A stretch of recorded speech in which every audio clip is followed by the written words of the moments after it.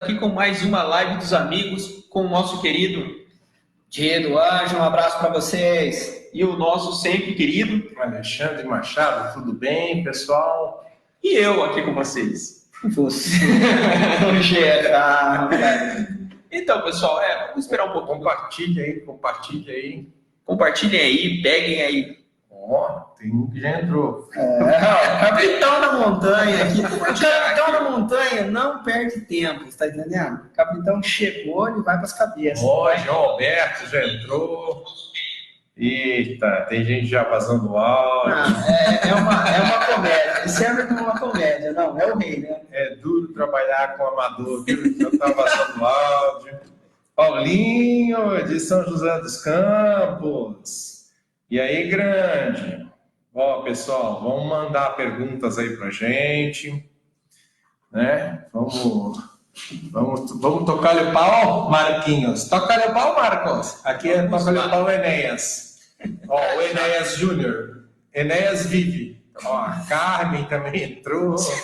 E aí, Carmen, tudo bem? Boa noite, Carmen, tudo bem? Bom, vamos lá então. Vamos começar. Pessoal, tá ventilando na mídia aí. Ventilando não, é um fato infelizmente consumado, né? A morte da garota Ágata, né? Ela foi baleada. E foi baleada, não se sabe se foi um disparo que partiu da arma de um policial, não se sabe se foi... porque normalmente o que acontece em favelas, né? Quando a polícia invade, as pessoas lá, os traficantes, sempre têm algum refém. E aí eles atiram num inocente para tentar incriminar a polícia. Isso normalmente acontece, é verdade. Mas ainda não foi esclarecido se o disparo partiu da arma de um policial ou não. Bom, independente disso, no caso Ágata, essa semana aqui seria votado um excludente de licitude na Câmara, né? O excludente de licitude, para quem não sabe, é se o policial fizer uma ação e o disparo acontecer da arma do policial, ele fica livre, porque ele está em operação, né?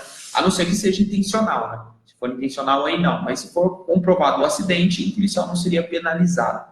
Galera, o que vocês pensam a respeito disso, né? Dessa votação na Câmara e de ter acontecido o fato, né? O fato da Ágata, infelizmente, virar nessa mesma semana que antecede a votação do excludente de licitude, que é um projeto de lei que está para ser votado na Câmara dos Deputados.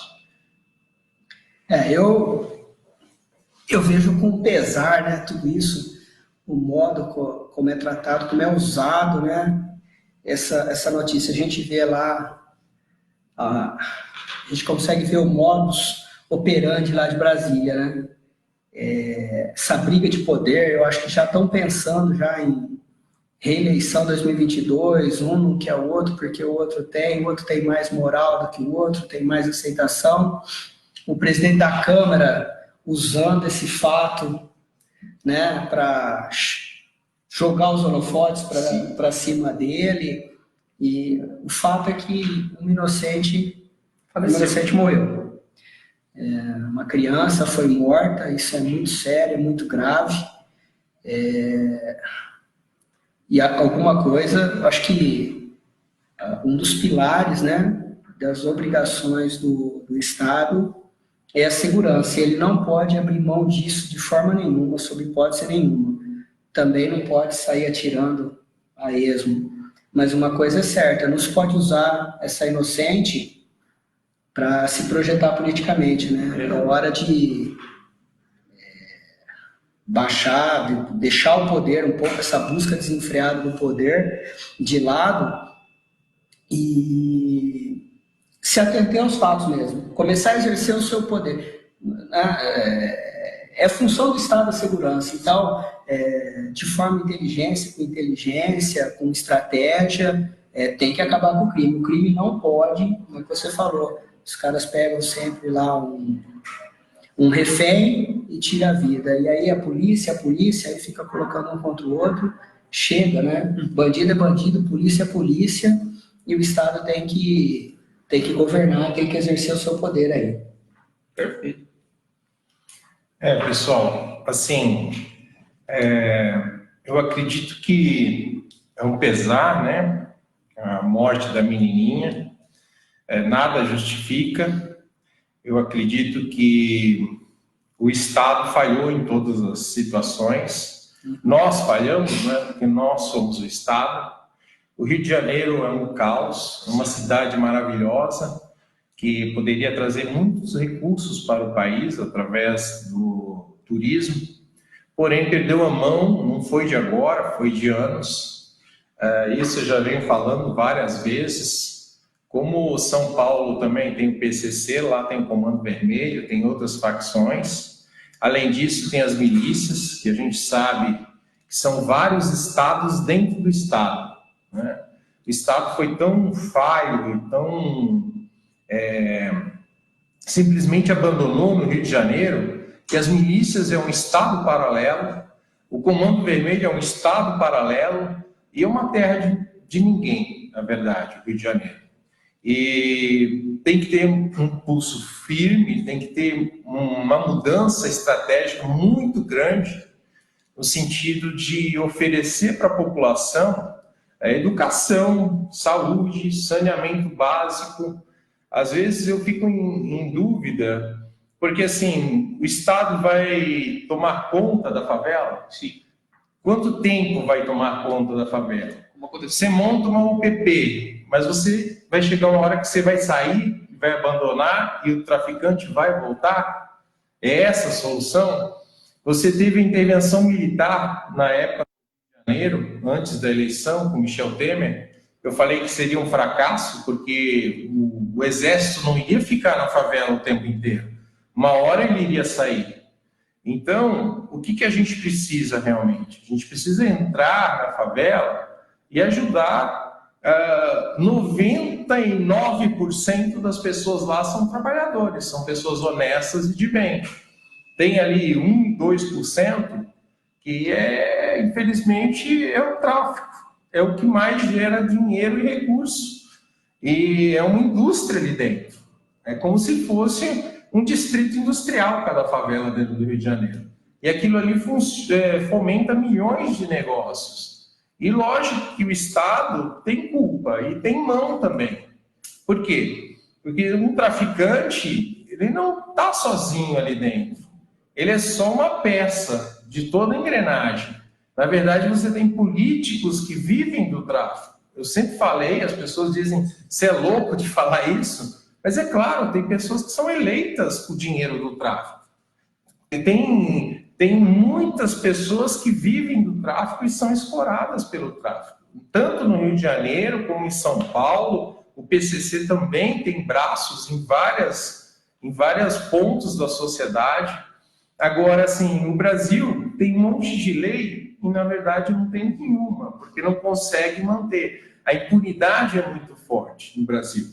Então, eu acredito que você fazer um excludente de licitude é um tiro no pé, porque todo o assassinato deve ser investigado. Né? Lógico que a polícia ela tem que ter tranquilidade, não pode trabalhar algemada, porque hoje a polícia trabalha algemada, né? Você tem advogado para tudo quanto é tipo de crime, chega na frente dos investigadores, aparece um monte de advogados de tudo quanto é lugar. Então, assim, eu sou contra o excludente de licitude, porém, o policial tem que ter o direito de trabalhar tranquilamente, né? E o combate ao tráfico de drogas, além do mais, pessoal, às vezes a gente só fala em tráfico de drogas, mas o tráfico de arma, ele é muito maior e muito mais rentável do que o tráfico de drogas. É que as pessoas não têm essa noção. E da onde está vindo essas armas? Porque o Brasil tem 2 fábricas de armas, tem mais 2 só, né? CBS, CBC e a Taurus. A Rossi fechou, né? Acho que teve uma... E da onde vêm essas armas? Estão tudo fuzil, vem de fora. Mas a fronteira é muito grande no Brasil. Mas às vezes não é só da fronteira que entra pela fronteira. Existem armas do próprio que são apreendidas e revendidas. A gente sabe disso. Né? Existem armas roubadas, armas que são revendidas. Então, assim, o sistema inteiro é corrupto. Não é só a questão do tráfico, é muito mais profundo. É muito mais difícil. Não é liberando o excludente de ilicitude que você vai resolver o problema. Não é entrando lá e sair matando as pessoas que você vai resolver o problema. Eu pegaria esse gancho do dito que ele falou, Alexandre, porque assim, vamos supor que mesmo que o excludente de ilicitude seja uma coisa válida, vamos supor que fosse válido, mas ele resolveria o problema da polícia, alguma coisa? Não. Essa é a questão. Não resolve nada. O problema é, eu vejo a polícia hoje, quantas vezes eu já tive, né, plantão policial aí, alguns problemas lá no escritório lá, e conversei muito com os policiais. E eu já vi o policial deu flagrante, levou a pessoa, ele está preenchendo a papelada, o meliante sai antes dele. Ele fica preso no plantão lá, registrando o boletim de ocorrência, e o meliante sai preso. O que nós temos hoje é assim, o policial só pode agir depois do crime ter cometido, ter acontecido. Poxa, então, quer dizer, um cara fez um refém, um policial, aquele atirador de elite, nunca vai poder... E essa questão... Um projeto que eu tinha, se caso eu fosse eleito, até o Bolsonaro, ele fez algo semelhante na Lei Maria da Penha, né? Hoje, covardemente, vários homens estão batendo em mulheres aí, o feminicídio está descontrolado no país, e hoje o homem ele custeia o gasto no SUS quando a mulher é agredida, né? Eu tinha o mesmo projeto que seria... Não, só que não é esse. O mesmo projeto seria, e já existe nos Estados Unidos, em alguns estados americanos, por exemplo, a polícia manda numa blitz você parar com o seu veículo, e você foge da blitz. E aí a polícia vai, blitz lá no sul, né, que é comando, São Paulo é comando, você foge do comando. Todo o gasto do Estado para correr atrás desse motoqueiro, desse cara de carro em fuga, ele é cobrado por quilômetro. Então, se o cara percorreu e a polícia, 10 viaturas foram atrás do fugitivo e gastou X valores por quilômetro, ele tem que reembolsar o Estado. E mais um adicional por colocar a população em risco. Isso em alguns estados americanos existe. Era uma proposta que, se eu fosse eleito, e está aí para quem quiser pegar também, porque ideia tem de tudo, e não é inventar roda, né? Já existe nos Estados Unidos. Você fazer ele pagar, né? Tanto a pessoa que for presa pagar ou a família. Alguém vai ter que pagar esse custo do Estado. E aí você vai reduzir. Porque ou a pessoa se entrega, a própria família vai entregar o meliante. Foi o João lá, a hora que você começa a colocar a mão no bolso dessas pessoas que são bandidos, que realmente têm que ir para trás das grades, você começa a mudar a história. A própria família entrega o bandido. Hoje no Brasil, nós custeamos através dos impostos todos os encargos e todos os gastos. E o policial em fuga, se caso bater o veículo da viatura, ele que tem que tirar do bolso dele para pagar. Se ele bater a viatura... E isso, você vê nos Estados Unidos, as perseguições, os policiais não têm dó, não. Eles jogam o carro, a viatura de polícia, eles jogam contra as pessoas, mesmo os bandidos, para parar o carro. E é assim que funciona. Então, tem muitas coisas que nós podemos melhorar no Brasil na questão de segurança. Perfeito, Alexandre. Só fazendo um negocinho, isso que o Alexandre falou, eu tinha pensado, conversei com o pessoal semana passada. Eu sofri um acidente, uma mulher atravessou, não respeitou o pare. Aí eu fiquei, como é cômodo para quem comete a infração ali, porque ela desrespeitou, ela me machucou, eu quebrei a clavícula, estragou tudo minha moto. O que aconteceu com ela? Nada. Ela acionou o seguro dela, eles pagaram o estrago da minha moto, o conserto do carro dela, e ela saiu. Outro dia eu fui fazer uma consulta lá, fazer um exame de audiometria. Então foi você, tadinha, eu não parei, né? Então, ela tá lá, não aconteceu nada com ela, né? Poxa, esse outro dia eu falei, poxa, fazer pagar. Ela fez, aquilo lá tá bom, não tá cheio de multa. Isso que eu falo, né? A gente fala lá dos radares, né? Dos caça-níqueis aí, que são os radares. Não, olha lá, ela cometeu. Quantas pessoas cometem um crime desse, agora fica atrás do seguro, paga os danos materiais e ela sai. Não teve uma multa, não teve nada. Sim. Mandar um abraço aqui para a Heloísa. Olá, Alexandre. E aí, Elo? O Alci lá do Gaucho. Aí, assim, tá contente? Inter. Ele não tá muito contente. Ele não tá muito contente. Denilson, Jane. É isso aí. Segunda pauta aí, Enéas. Vamos lá, então, para a próxima aqui. Sobre a votação do fundo partidário, gente.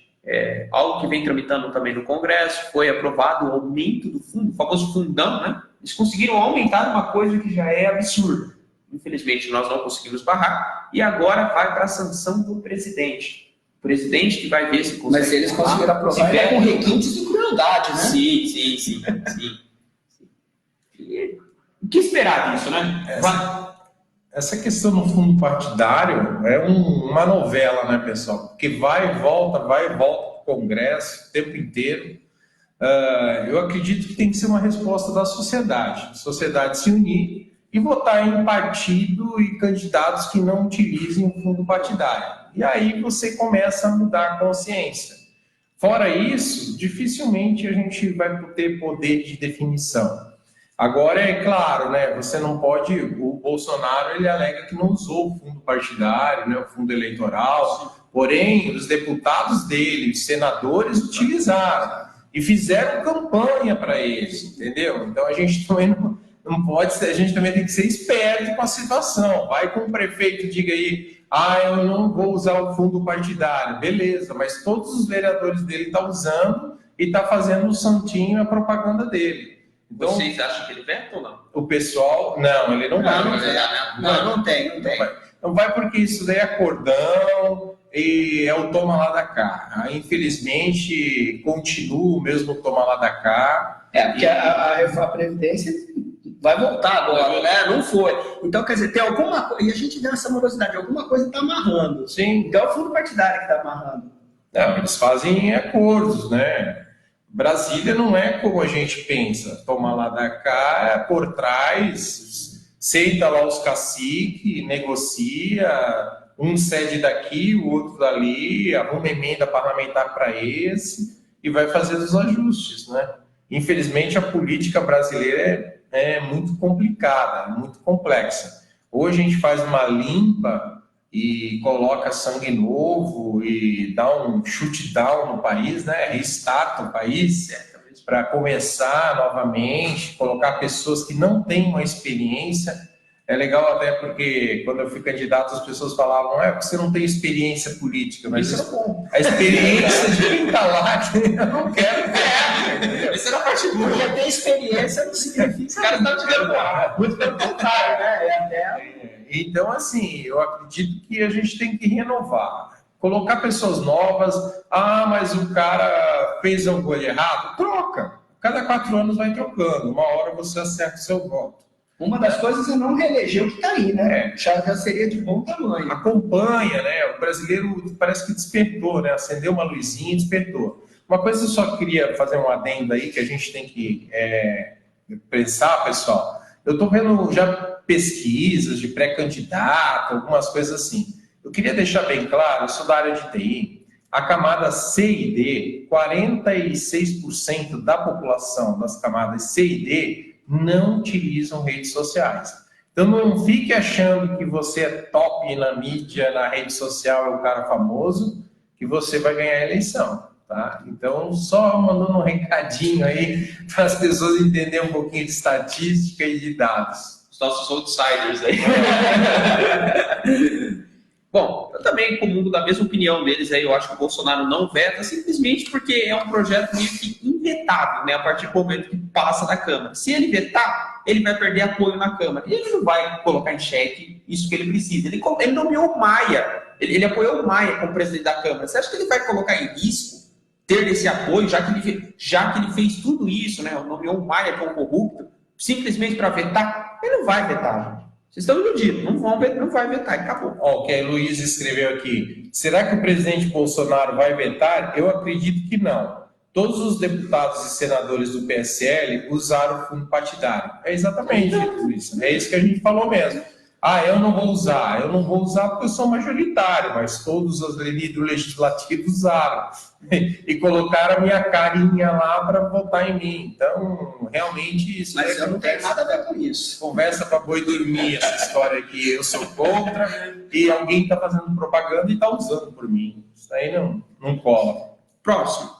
Vetos do projeto de lei abuso de autoridade. Então, passou na Câmara, né, um projeto de lei de abuso de autoridade que coloca a limitação dos juízes, inclusive, gente, para crimes de colarinho branco. Olha só como é letal isso. E tem outras limitações também na prisão e atuação dos bandidos. Né? Por exemplo, o policial vai prender um humilhante. Ele não poderia algemar o humilhante, a não ser que o humilhante oferecesse risco, por exemplo. Não poderia algemar o bandido. Tem tudo isso nesse projeto de lei de abuso de autoridade.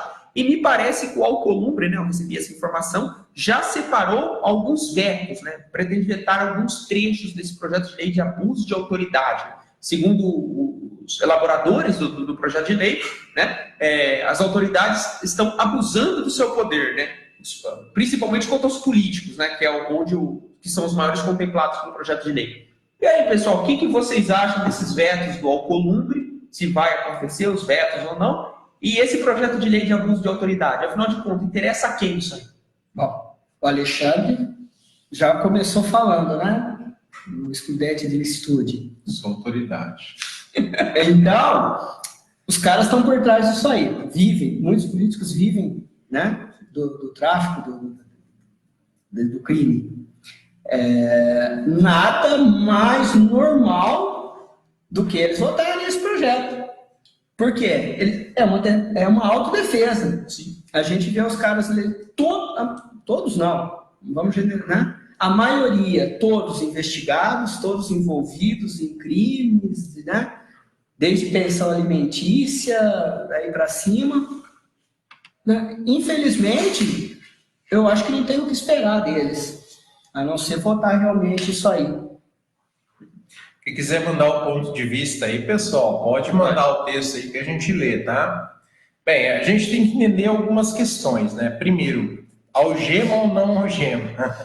A algema, na verdade, ela é uma proteção tanto para quem está sendo detido, né? Por quê? Porque ele pode agredir um policial e tomar um revide, como para as pessoas em volta, o policial e assim por diante. Assim, não é nenhum pecado você sair algemado, uma questão de algema ou não. Lógico que eu nunca fui algemado, né? Espero não ser também. Você é autoridade?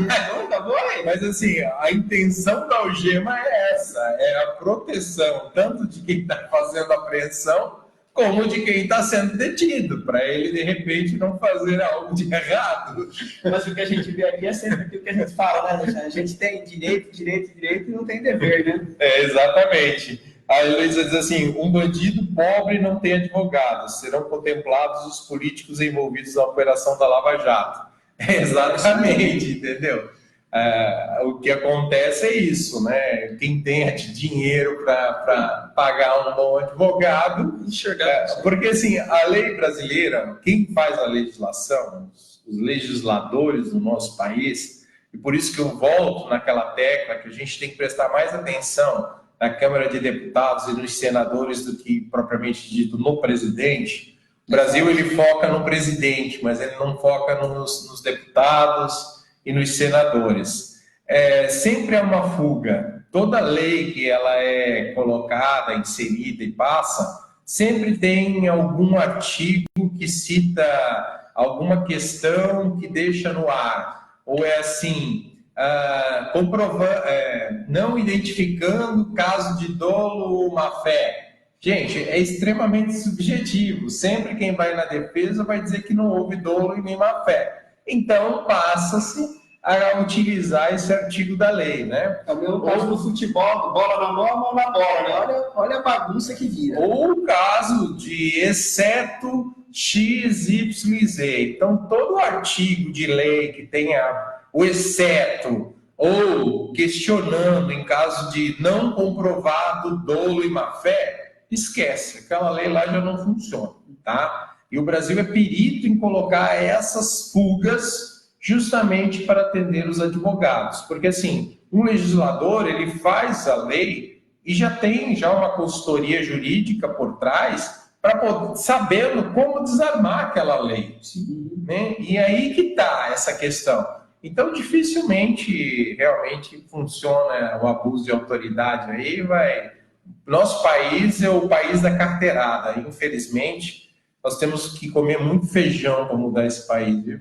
Mas assim você deixa uma desesperança, uma desilusão. Não tem uma luz no fim do túnel? Tem. Trocando, fazendo uma nova Constituição. Primeiro, a gente tem que renovar o Congresso Nacional, tanto deputados como senadores. Colocar pessoas que queiram menos Estado.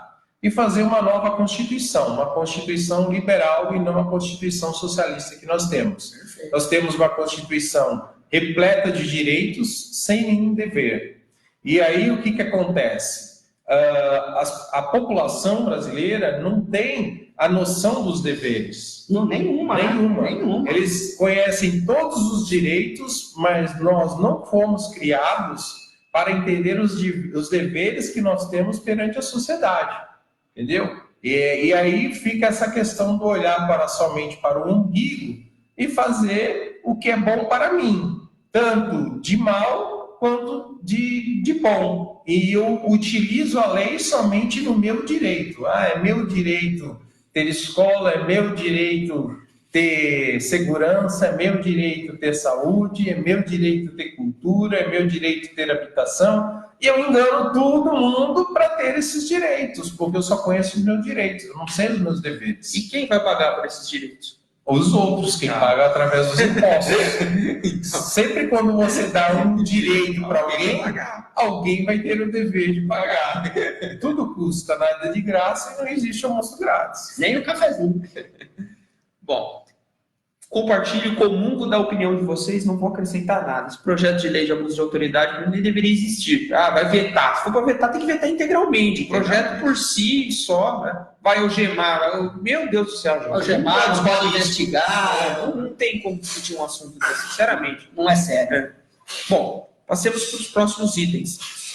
Passando para a pauta aqui de Araraquara, especificamente. Está aí nas redes sociais, aí, o pessoal deve estar analisando já deve ter subido no feed de notícias do Facebook, do Instagram, a tal do tema, né? Escolas cívico-militares aqui em Araraquara. Tem um grupo aqui, né? Um certo grupo de políticos aqui de Araraquara, que estão querendo trazer aqui as escolas cívico-militares, né? É um ensino militarizado, né? Entre aspas, né?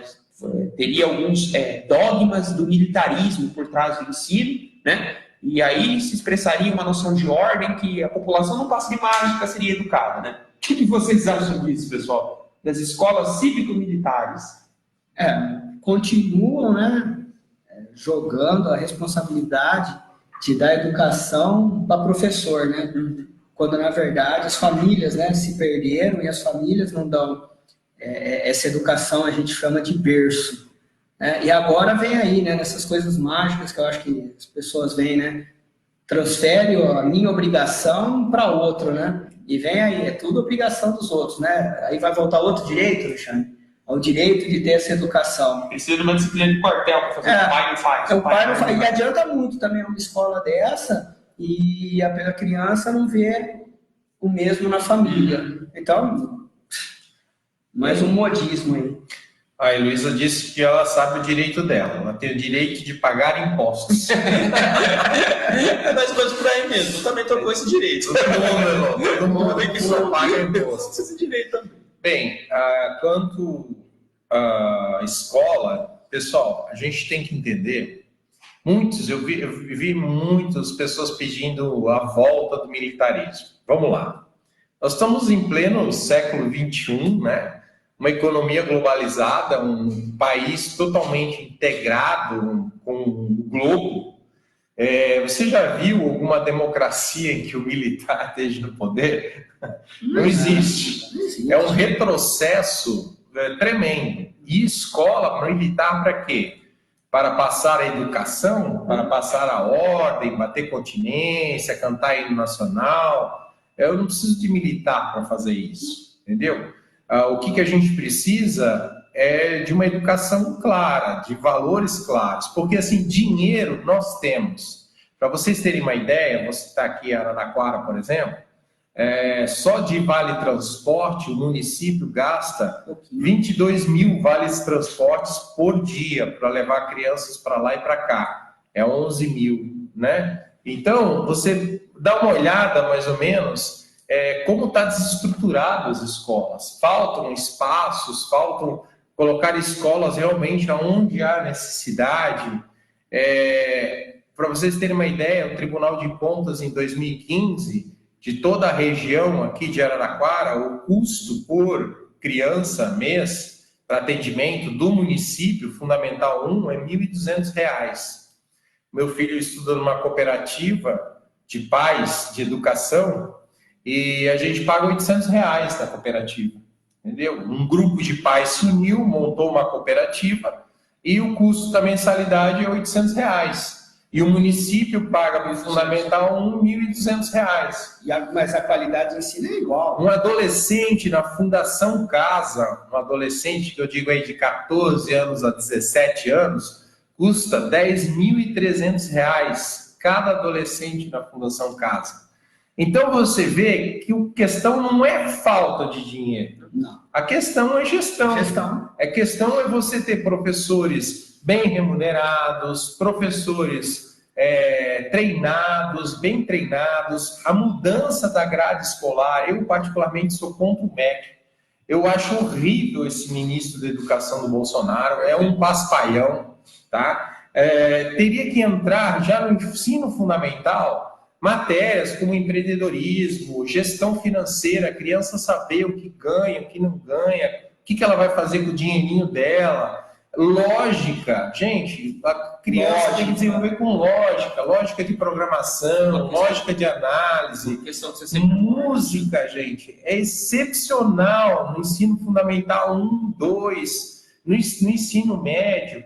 Veja, hoje, em plena era de internet, gente, as pessoas usam celular para tudo, os moleques detonam o celular. Como que ele vai ficar olhando um professor com giz escrevendo, quando tem giz ainda, e apagando lá matéria, entende? Eu pego o material do meu filho, eu digo, Jesus, você está aprendendo isso ainda, que eu aprendi lá em 1930, e hoje no YouTube você tem tudo na mão.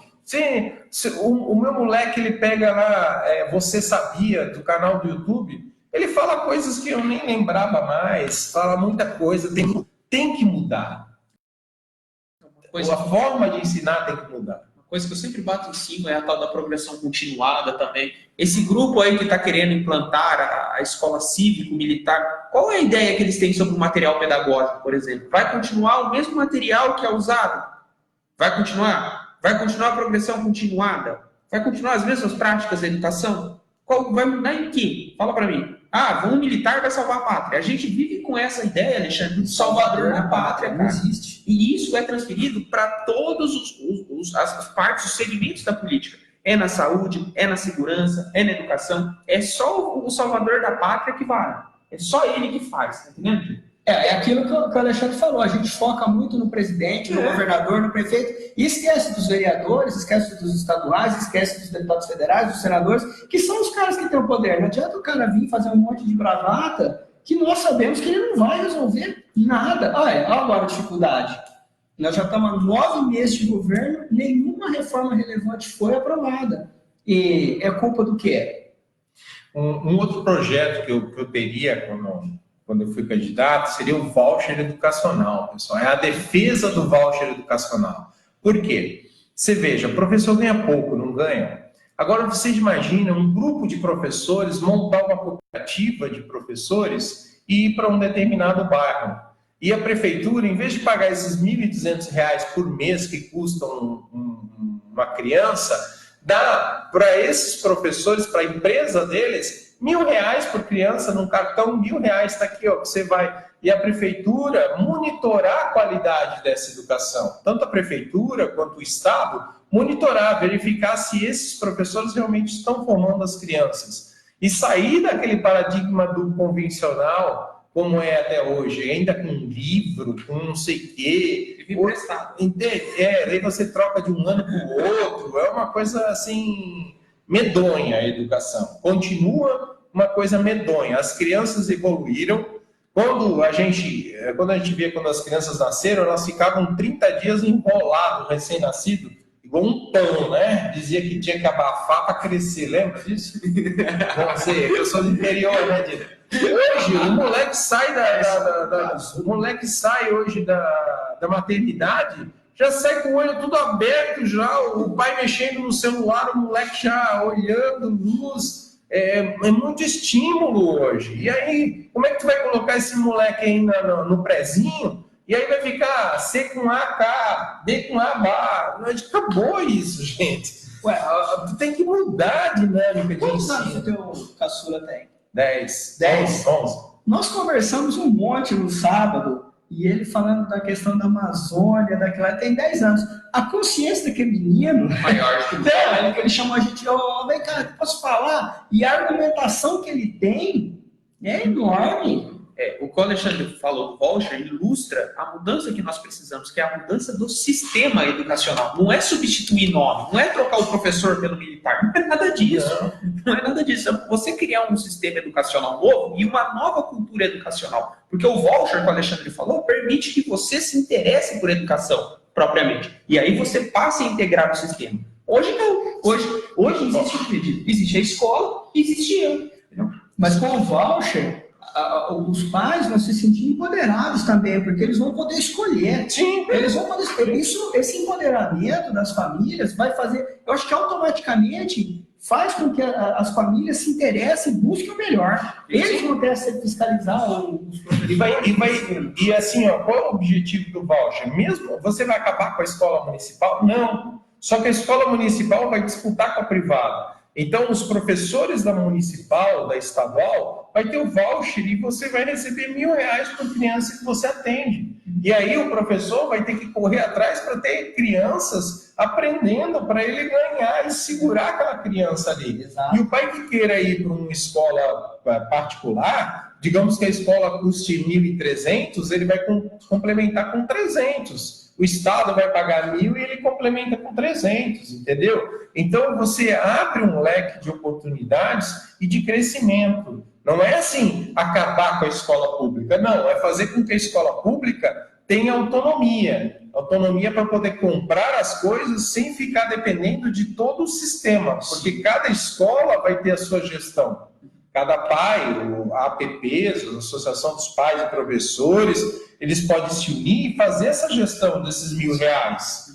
E aí comprar e verificar a necessidade de que cada escola tem. E poder trabalhar próximo. Porque o que acontece hoje? As famílias e os professores e os alunos não sentem que aquela escola pertence a eles. Eles não têm o sentimento de onde que você estuda. Eu estudo no tal escola. Quem é a tua professora? A professora é X. Eu já falei para vocês, existiam antigamente professores de português, por exemplo, que lecionavam para gerações aqui em Araraquara. O pai, o filho, o primo, o irmão, todo mundo estudou com a professora Mariazinha do IEBA, por exemplo.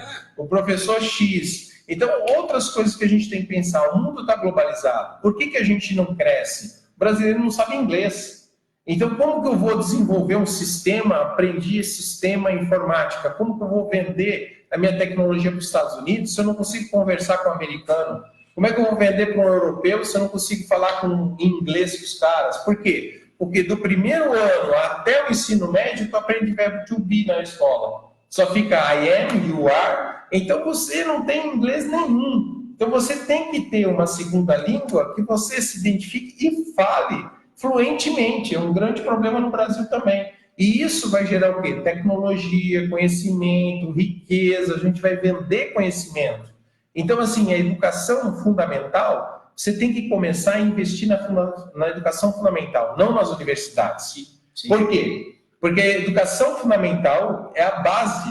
Você não constrói uma casa pelo telhado. Você tem que começar pela base. Você tem que ensinar as crianças fluentemente inglês, espanhol, português, brincando. E essa turma que está aí, Alexandre, vou largar elas e vou dar como geração perdida? Eu não faria isso. Sabe o que seria interessante? Você verificar o que eles gostam de fazer. Ah, esse daqui gosta de robótica. A gente sabe que no Brasil, 8% do ensino médio não sabem, apenas sabem matemática adequadamente e 26% sabem português. Então, a gente tem gerações perdidas já, que não sabem português e matemática. E como que nós vamos recuperar? Qual é o foco? Gosta de robótica? Gosta. Você vai ensinar robótica. Automaticamente, você vai ter que saber inglês para programar. Você vai ter que saber lógica. Você vai ter que saber português para ler o manual. Então, não é o foco ensinar o português, mas sim fazer com que ele entenda que é a necessidade de aprender o português para ele fazer o que ele gosta. Entendeu? Então, assim, você não vai no foco ensinar português. Você vai ensinar robótica, ele precisa saber português, precisa saber lógica, precisa saber matemática.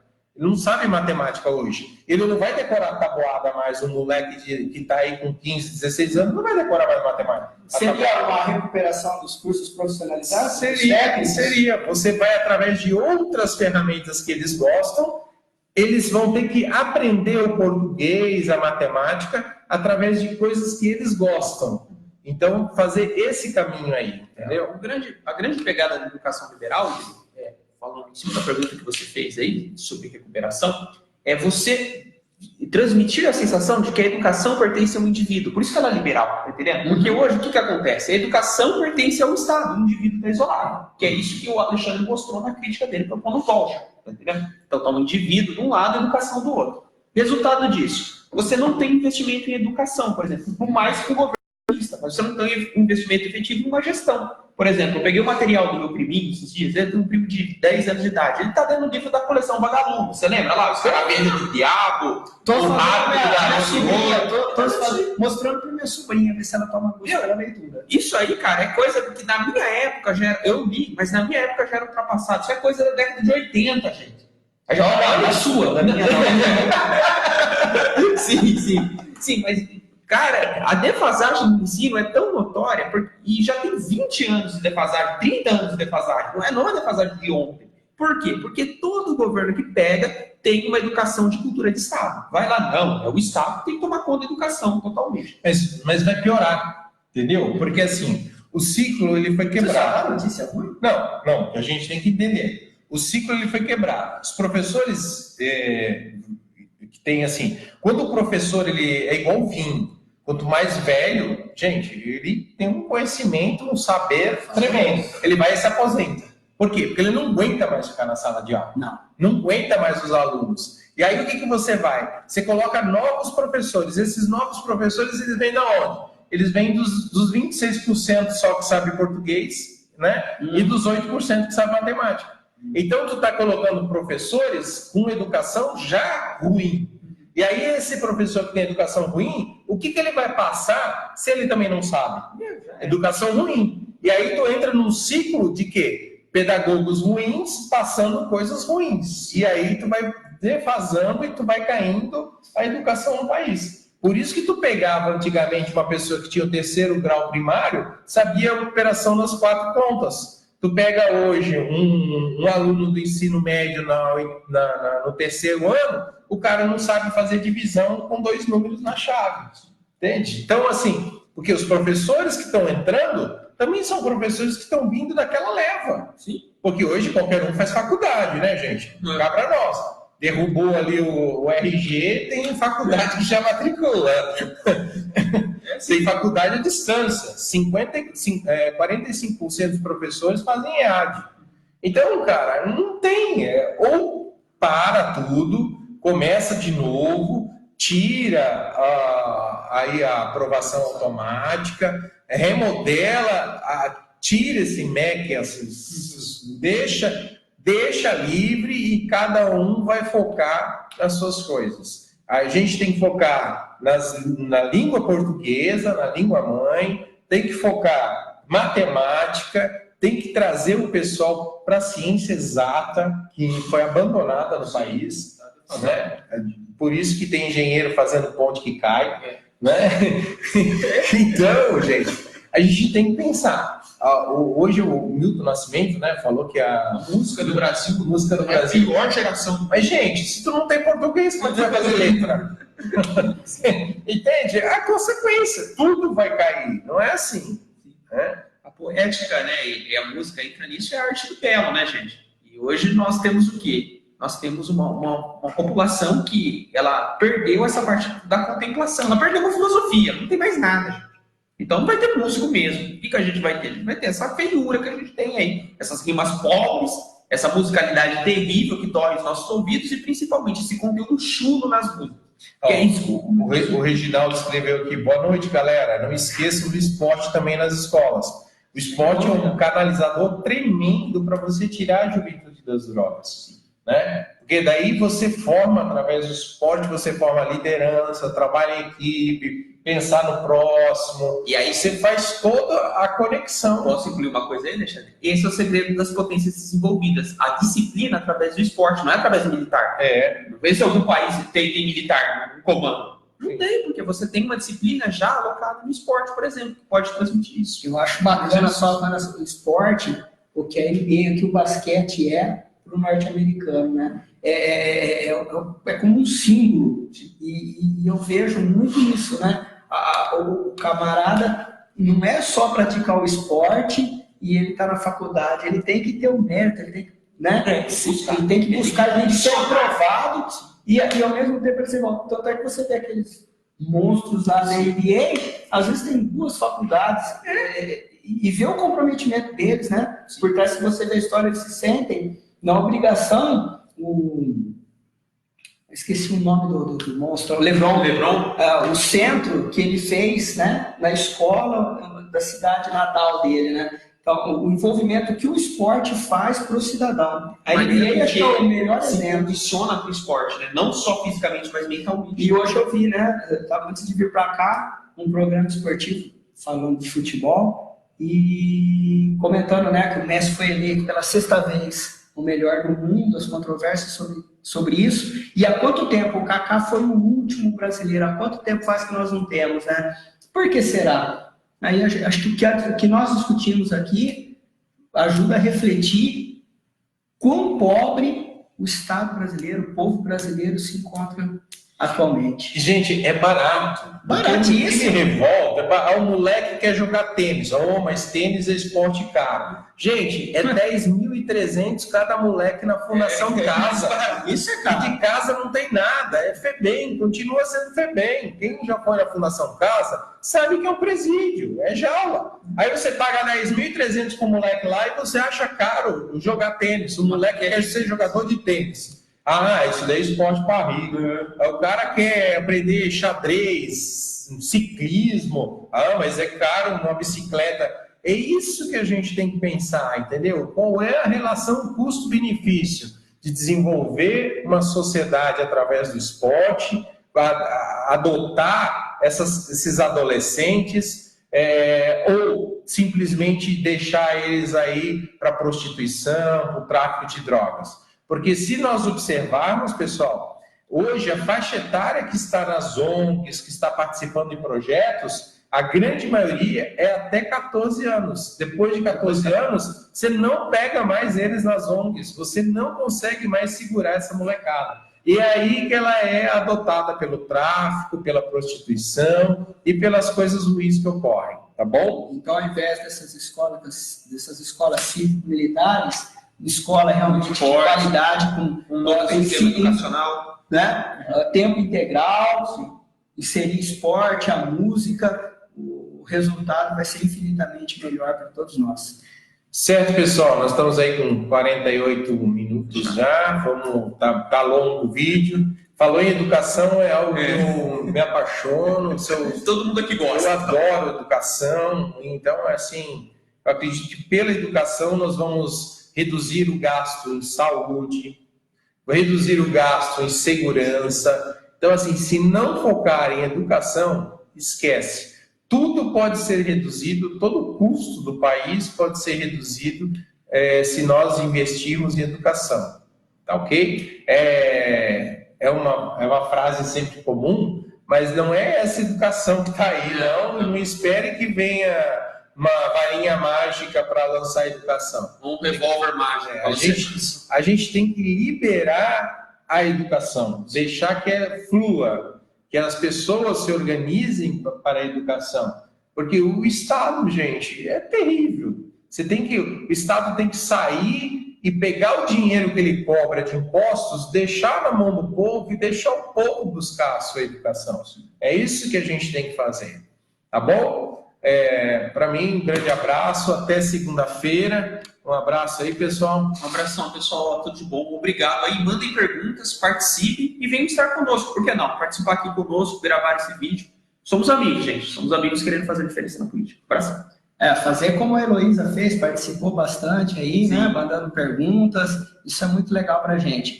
Um abraço para todo mundo. Li, um beijão pela audiência. Obrigadão, valeu. Fiquem com Deus. Tchau, tchau.